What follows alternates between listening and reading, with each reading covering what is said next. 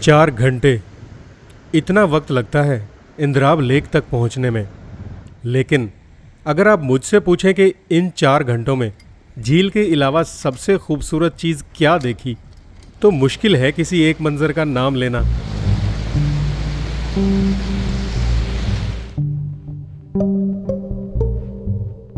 कभी दरिया के साथ साथ, कभी जंगल की घनी छाँव में, कभी पहाड़ों से घिरी वादी में, कभी पत्थरों से अटे रास्तों पर, और कभी ये नदियां फलांगते हुए जो रास्ते पर अपना हक जताती हैं। वादी सवात का एक और खूबसूरत और अनमोल सफ़र, जिसमें दिल, रास्ता और ये दरिया साथ मिलकर चलते हैं। और जब ये सफ़र सिमटने लगता है तो ये रास्ता इंद्राब झील पर आकर ठहर जाता है।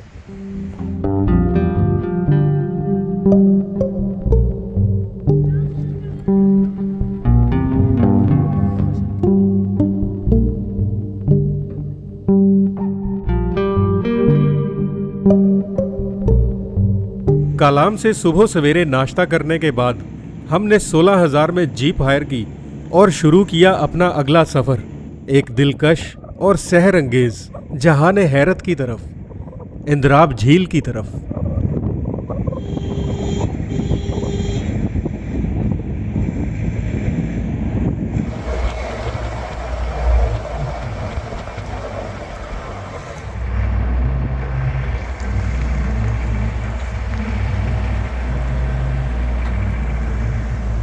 कलाम से कुछ आगे निकलकर दरियाए अतरोड़ और इसके रुख की निशानदही करते, आसमान से बातें करते ऊंचे ऊंचे पहाड़ सफ़र के शुरू में ही दिल की धड़कनें बढ़ा देते हैं।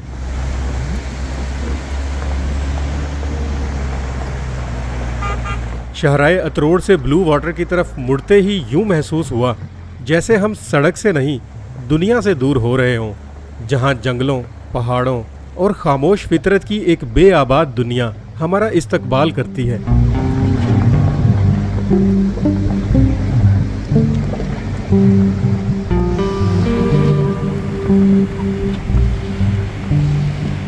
ब्लू वाटर के जंगल और नीले दरिया में छुपी खूबसूरती को जज्ब करना इस सफ़र का पहला थ्रिलर था। कालाम से यहाँ तक 40 मिनट ही लगे होंगे, मगर सब रिलैक्स और तफरीह के मोड में थे।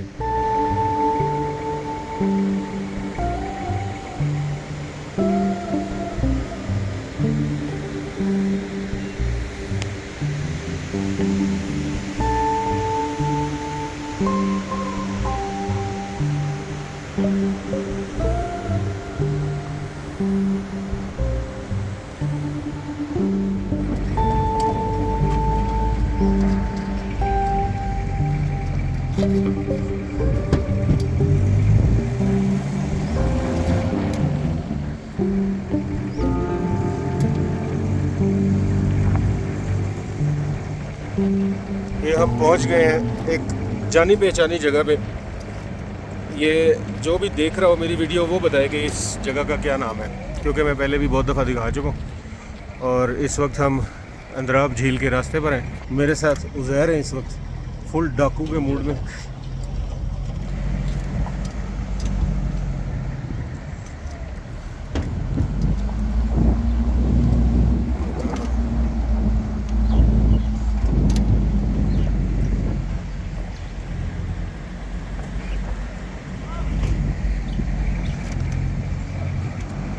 स्काई साइकिलिंग भी आ गई है भाई।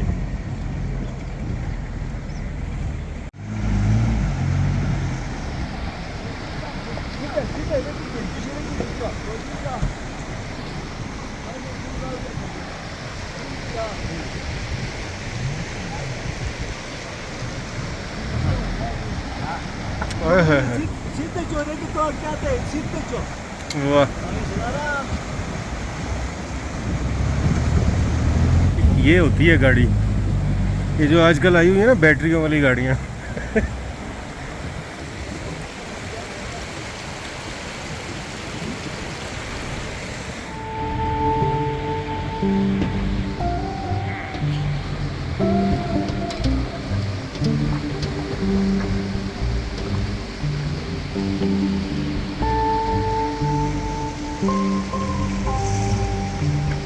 पहाड़ों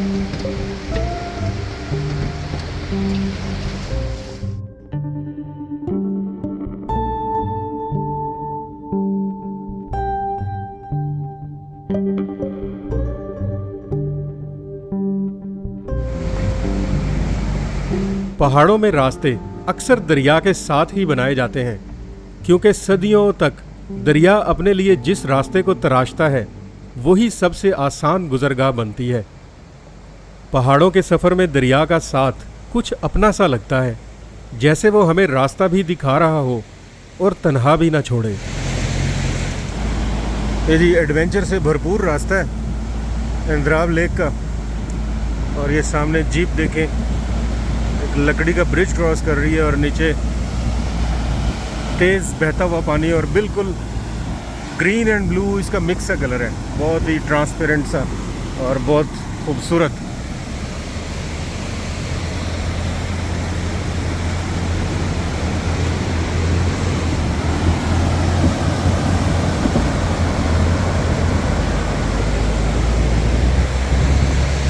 रास्ता जैसे जैसे वादी की गहराइयों की जानिब बढ़ता गया, वैसे वैसे हैरत भी बढ़ती गई। इसी हैरत के साथ उतरते गए हम ब्लू वाटर की वादियों में अंदर तक उतरते गए। और जब ऊपर से इस ट्रैक को देखा तो समझ आया कि हम असल में कितना अंदर आ चुके थे। नीचे एक पतली सी लाइन जो कभी दरिया के साथ लग जाती और कभी जंगल में गुम जाती।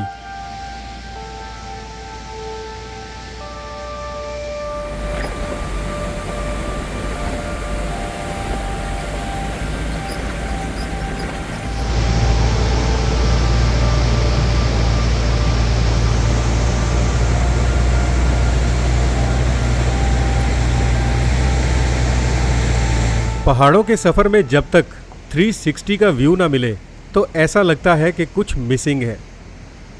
जीप की छत पर बैठकर ये डिमांड तो पूरी हो जाती है, मगर धक्के और झटके हड्डी और पसली एक कर देते हैं।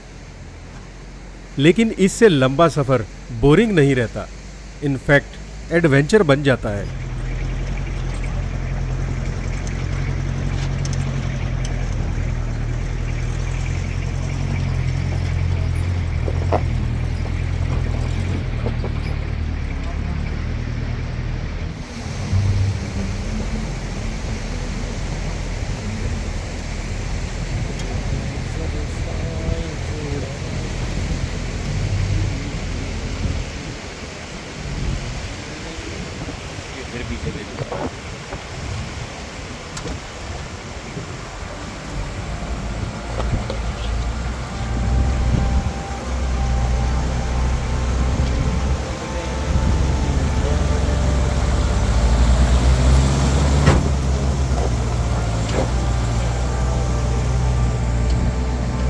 रास्ता जितना दुश्वार होता गया, सफ़र उतना ही हसीन होता गया। हर मुश्किल मोड़ के बाद जो नया मंजर मिला वो नई एनर्जी के साथ मिला, काफी देर वहाँ जंगल और हम हर बार थकन भूलकर अगले मोड़ की तरफ बढ़ते गए।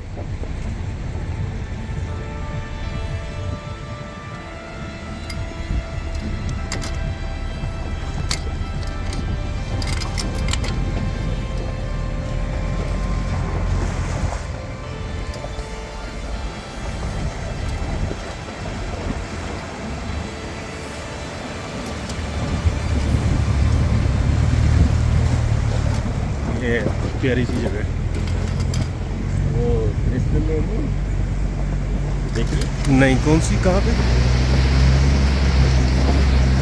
जीप की रफ्तार, जंगल की खामोशी, दरिया की मध्यम आवाज़ और हवा में घुली दरख्तों की खुशबू सब मिलकर सफ़र की ऐसी धुन बना रहे थे जिसे सुनने के बाद मौसीकी भी अच्छी न लगे। नाजरीन, बहुत ही रोमांटिक रास्ता और जीप की छत पे बैठने से रोमांस मज़ीद पूरा हो रहा है। और उसके ऊपर से जो बादलों ने हमें घेर लिया वो एक नेक्स्ट लेवल का रोमांस बन गया। बहुत आला।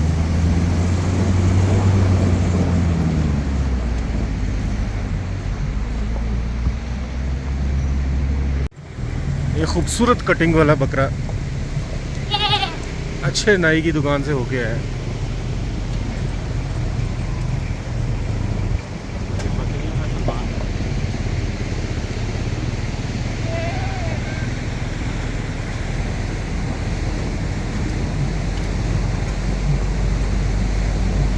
पहाड़ों में ये लम्हे शायद इसलिए याद रह जाते हैं कि यहाँ कभी भी कुछ भी करने की जल्दी नहीं होती। ना दरिया को कहीं पहुँचने की जल्दी, ना हवा को, और ना इन दरख्तों को। हम भी कुछ देर के लिए इसी रफ्तार का हिस्सा बन गए। यहाँ बस सफ़र जारी था, लेकिन वक्त रुका हुआ था।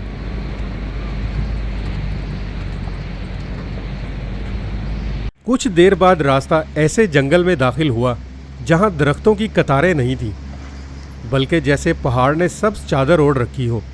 धूप कहीं पत्तों में उलझी हुई थी, कहीं ज़मीन पर बिखरी हुई, और हवा जब दरख्तों से गुजर कर आती तो जंगल की एक तरोताज़ा सी खुशबू भी साथ लाती।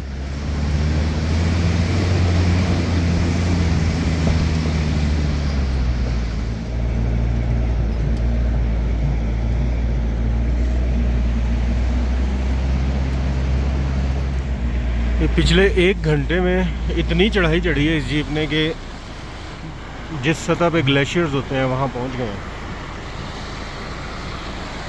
और ये पीछे इसके वाटरफॉल दूर नज़र आ रही थी पहाड़ों के दरमियान में, और ये इस तरफ भी है बड़ा खूबसूरत नज़ारा। ये यहाँ पे 5 मिनट का ब्रेक लिया है और सब लोग एंजॉय कर रहे हैं नज़ारों को, मौसम को। और वो पीछे जो बादल नज़र आ रहे हैं बहुत तबाहकुन किस्म के। बस ये बस ना हो, बाकी कह रहे हैं।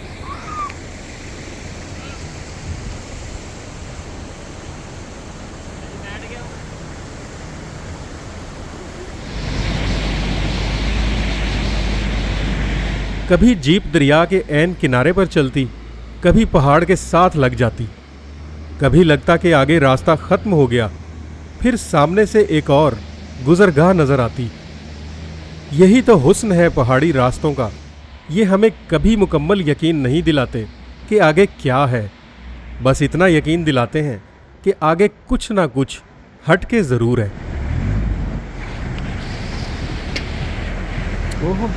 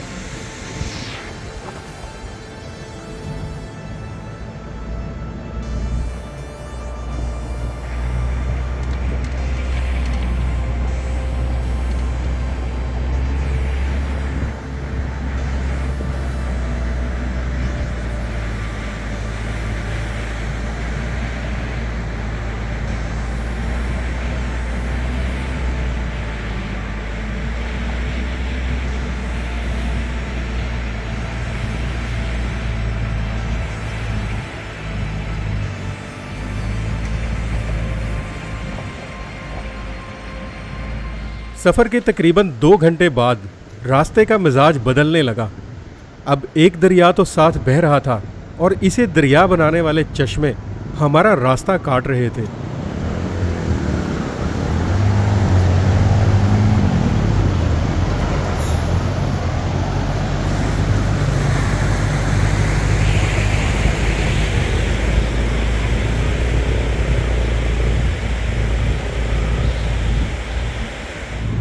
ये हम बर्फ़ के पहाड़ों के बहुत करीब पहुंच गए हैं और कोई तकरीबन 2-2.25 घंटे हो गए हैं कल आम से चले हुए,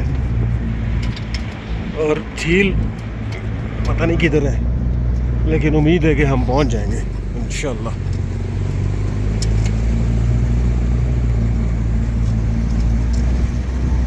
तीन घंटे का ये सफ़र इसी तरह मंजर बदलता रहा। कभी तंग रास्ता, कभी खुली वादी, फिर तंग रास्ता, फिर खुली वादी। ऐसा 3 से 4 बार हुआ, लेकिन आखिरी वादी एक ऐसा मैदान और हर तरफ से बहती आबशारों का मजमुआ है जो इस मैदान में इकट्ठे होकर दरिया की सूरत इख्तियार करके अपना सफ़र शुरू करते हैं दरियाए अतरोड़ की तरफ। ये चलते चलते एक बहुत ही खूबसूरत जगह और इसके आगे सख्त चढ़ाई भी नज़र आ रही है, लेकिन जीप ट्रैक की ही चढ़ाई है वो। और ये एक फॉल जो है ना बहुत खूबसूरत।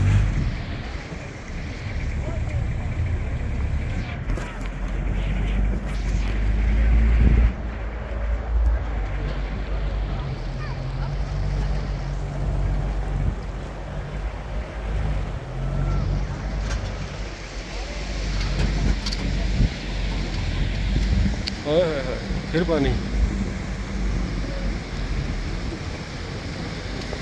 पानी को क्रॉस करते हुए एक कॉन्फिडेंस भी होता है और एक डर भी। कॉन्फिडेंस इसलिए कि हम जानते थे जीप यहाँ से निकल जाएगी, और डर इसलिए कि अगर नहीं निकली तो। लेकिन सफ़र में ऐसी ही गैर यकीनी सूरत हाल उसे यादगार बनाती है। हर क्रॉसिंग के बाद पीछे मुड़कर देखो तो दिल कुछ देर के लिए वहीं रुक जाता है, मगर जीप आगे निकल जाती है।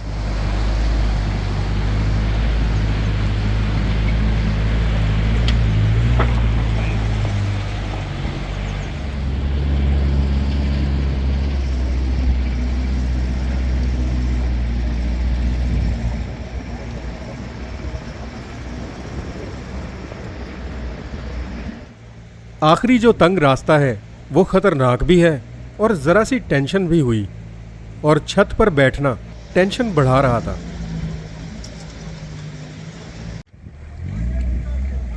जीप ने हमें यहाँ पे ड्रॉप कर दिया और सारे ट्रैकिंग के गेटअप में आ चुके हैं, और यहाँ से अब हम इस तरफ इन पत्थरों पे ट्रैकिंग शुरू करेंगे।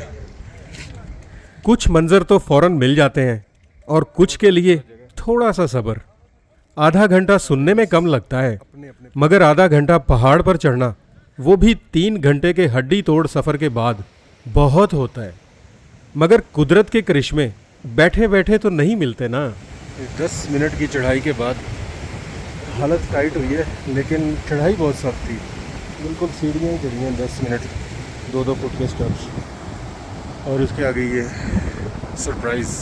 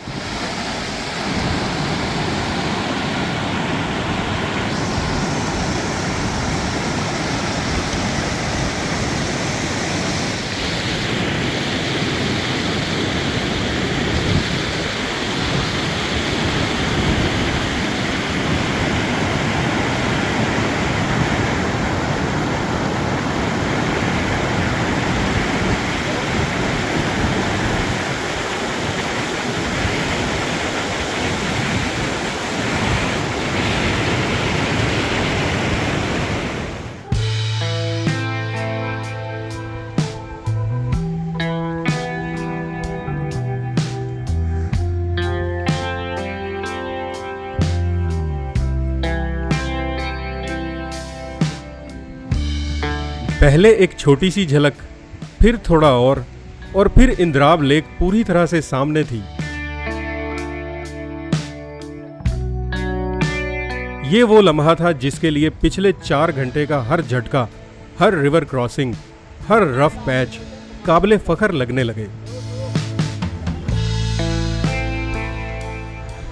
बहुत खूबसूरत और अनटच्ड लेक।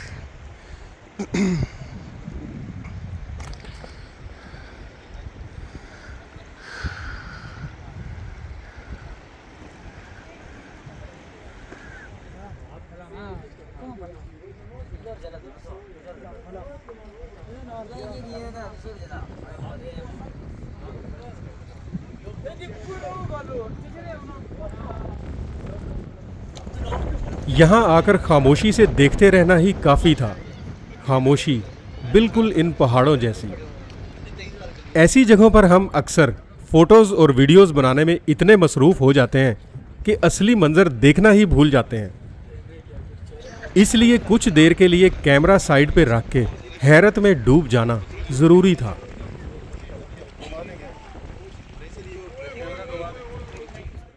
क्योंकि कुछ व्यूज़ स्क्रीन पर अच्छे लगते हैं और कुछ सिर्फ सामने खड़े होकर समझ आते हैं।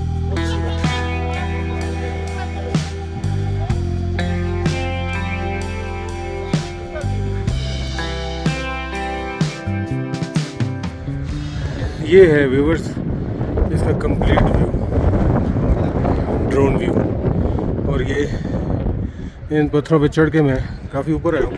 इनफैक्ट बहुत सारे लोग आ रहे हैं तस्वीरें बनवाने। कोशिश करेंगे स्वात में जितने भी झीलों पे विज़िट करना है तो इसी तरह ऊपर चढ़ के ज़रा उसको थोड़ी सी एफर्ट करनी पड़ेगी इस दफ़ा। Will do it.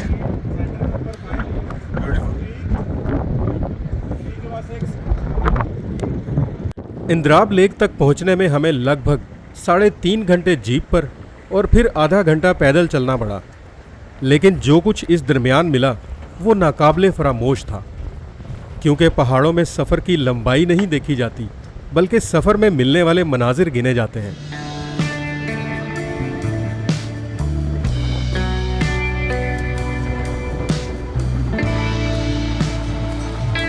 इतनी थकान के बाद भी कुछ एनर्जी बाकी थी तो खुद को अच्छे से एग्जॉस्ट किया। मुर्शद सलाम है आपका मुर्शद। झील से हमारी वापसी कालाम नहीं बल्कि अतरोड़ की तरफ थी, क्योंकि अभी इस ट्रिप में कुछ और झीलों को एक्सप्लोर करना बाकी था।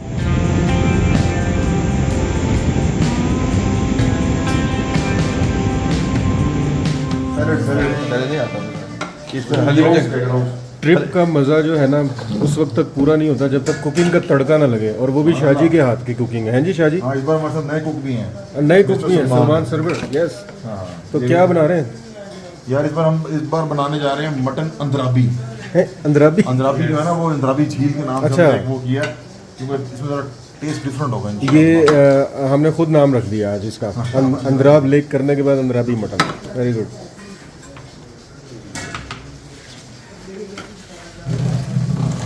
चलें जी, बाकी देखते हैं इंशाल्लाह कुकिंग जैसे जैसे प्रोसीड होती है फिर देखते हैं।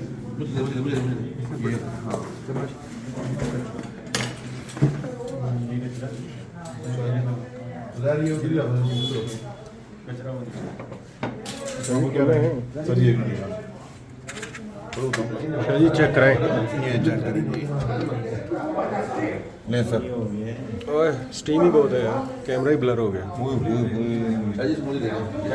ये जब मैं डाल ही था तब वो पकड़ दिया। डालो भाई।